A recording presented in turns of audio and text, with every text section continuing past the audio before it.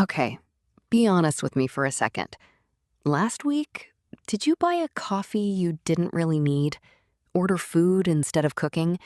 Grab something small because you deserved it after a rough day? If you just nodded, even a little, stick with me, because this video is exactly about you. Here's the thing. Nobody goes broke buying one $5 latte. That's not how it works. But almost everyone goes broke buying the idea behind that latte.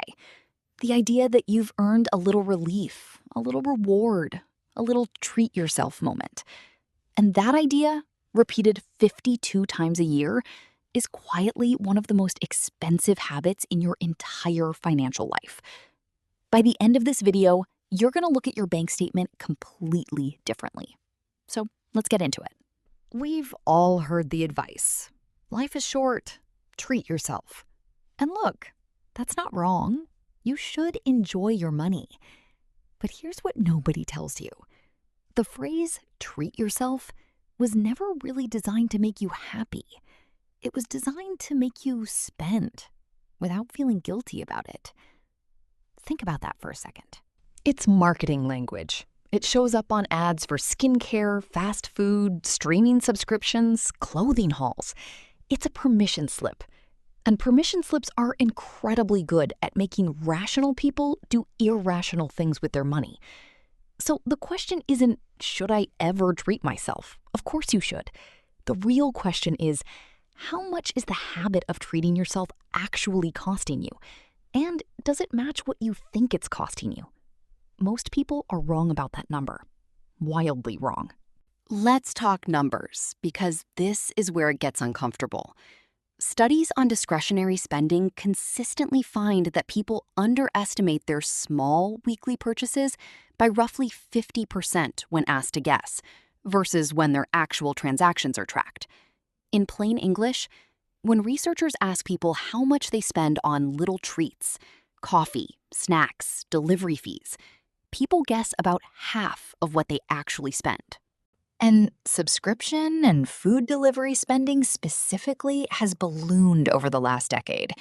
The average person now juggles multiple recurring subscriptions they've forgotten about, plus regular delivery or takeout spending that often adds up to more than their electricity bill.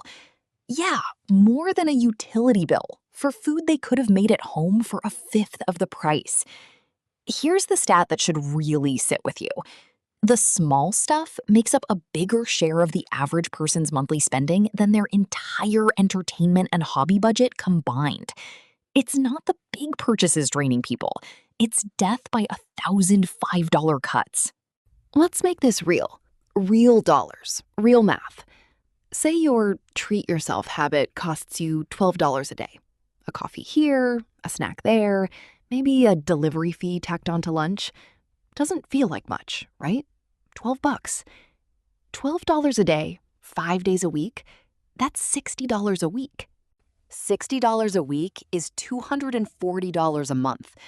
$240 a month is $2,880 a year.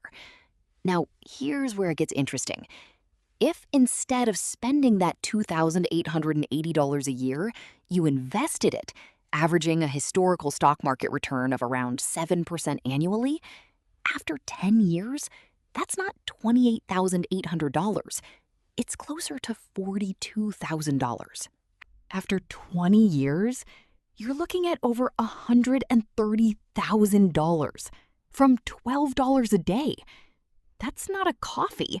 That's a car. That's a down payment. That's a year of freedom. I'm not telling you to never buy a coffee again. That's not the point. I'm telling you that the automatic, unconscious version of that habit is what's expensive. The conscious version, where you actually choose it, costs you way less because you naturally do it less. So why do we do this if the math is this brutal? Because treating yourself isn't a financial decision. It's an emotional regulation tool. You're not actually buying a coffee. You're buying 5 minutes of feeling okay after a stressful morning. You're not buying dinner delivery. You're buying permission to not deal with one more task in a day that already drained you. This is what's called emotional spending. And it's not a character flaw. It's a completely normal human response to stress.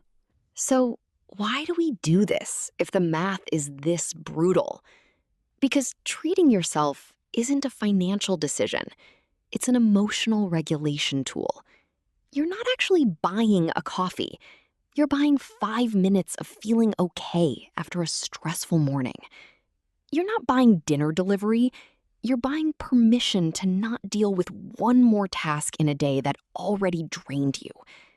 This is what's called emotional spending. And it's not a character flaw. It's a completely normal human response to stress. Now, you might be thinking, okay, but I need these small joys. Life without any little treats sounds miserable. And honestly, that's not sustainable.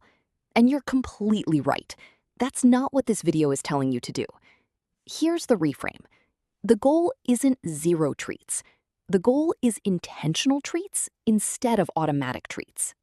There's a massive difference between sitting down on a Sunday and saying, I'm choosing to get takeout tonight because I want to, versus ordering delivery every single weeknight because you're too tired to think and it's just what you do now.